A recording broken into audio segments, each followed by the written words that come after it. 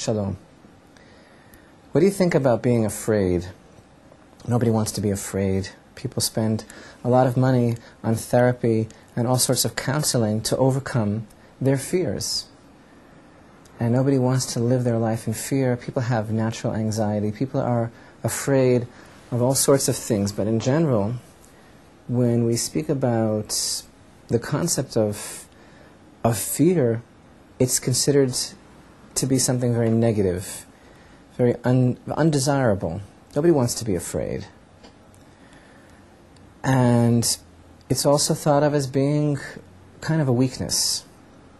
And of course the question might be, what do we mean by fear? And we taught previously that the great Rabbi Nachman teaches that a person has to be afraid.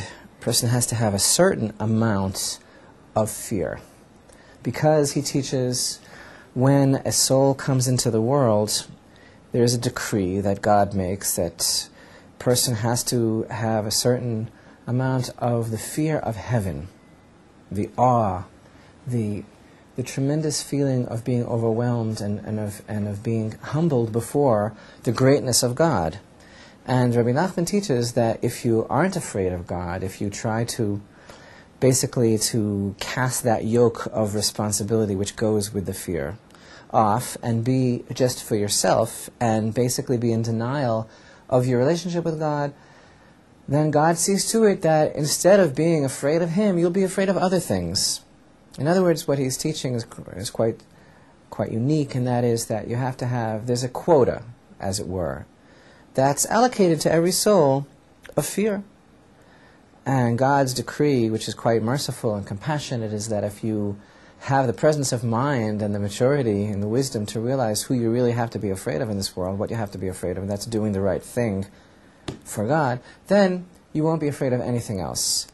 But if you don't use that attribute of fear to be trembling, as it were, before heaven, then He will see to it that you will have to channel your quota of fear into all sorts of things that you really don't have to be afraid of at all. But in other words, you can't get away from how much fear you're destined to have. The question is what you'll use it for. So, this week we are reading in the Torah the first portion of the book of Exodus, PARSHA Shemot, and things change very rapidly before our eyes. The generation of Yosef is gone and forgotten. And Joseph, the great righteous one who saved Egypt and the whole world from starvation, is quickly forgotten. And now the children of Israel are blessed with the ability to be fruitful and multiply, and they are becoming a nation in what's called the crucible of Egypt, and they're going to be enslaved.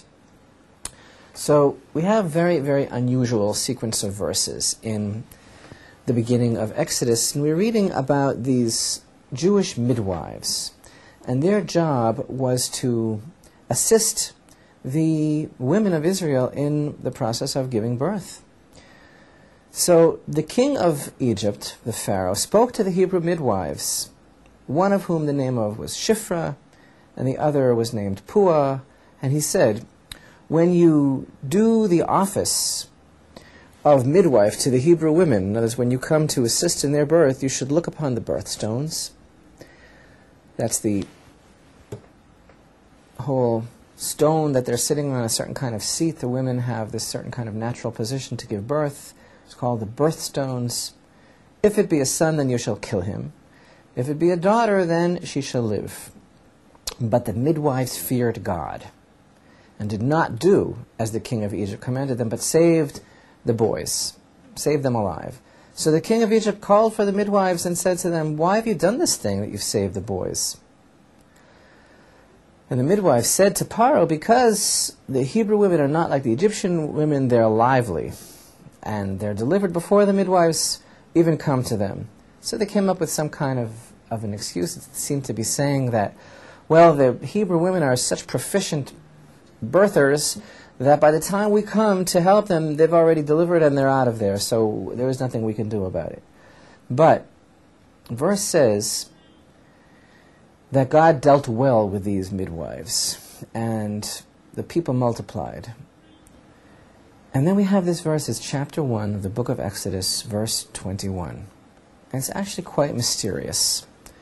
It says, "And it came to pass, because the midwives feared God, that he made them houses." Very difficult to understand in simple English. That the midwives feared God, and so God rewarded them by making them houses. Now, the great Rashi cites a tradition from the Talmud, from Tractate Sota, that this is a reference to the houses, as it were, of the priesthood and the Levitical line and the kingdom. Three distinct kind of like bloodlines in Israel. Each one is referred to as a house: the house of the kahuna, the priesthood, the house of the Levites, and the house of kingdom, and that is what is being alluded to in this verse. But on the basis of what we began discussing, the concept of fear, I would like to offer an alternative explanation, and a very simple one at that. You know, the way we think about fear, the way most people would define the attribute of fear, maybe lopping it all together, anxiety, a feeling of being very unsettled, a feeling of being not in control, very vulnerable. Well, you know, the concept of a house is the opposite of that. A house is something that is settled, it is established, it is your safe place. Nobody can come into your house and bother you. That's your space. So the concept of a house basically conjures up the idea of being very settled, being very, really focused, and not feeling kind of scattered, feeling okay, feeling safe. It's like the image of being really in control. I have a house. So we would think, if we were to understand the concept of fear, the way most people treat it and spend their lives trying not to be afraid, we would think that fear begets a feeling of being out of control, being frightened, being scattered, not being focused, not being settled, not having a house, as it were.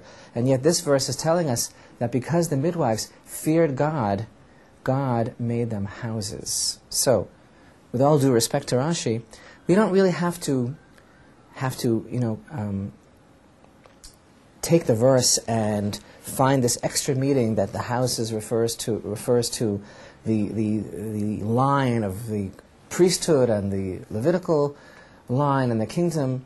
You can just really understand it this way, that because the midwives feared God, God granted them this concept of total tranquility and focus and the feeling of being in control. That's what the idea of a home is. And this is a very novel idea, because normally we consider fear to be something that causes us to be out of control, and that's why nobody wants to be afraid.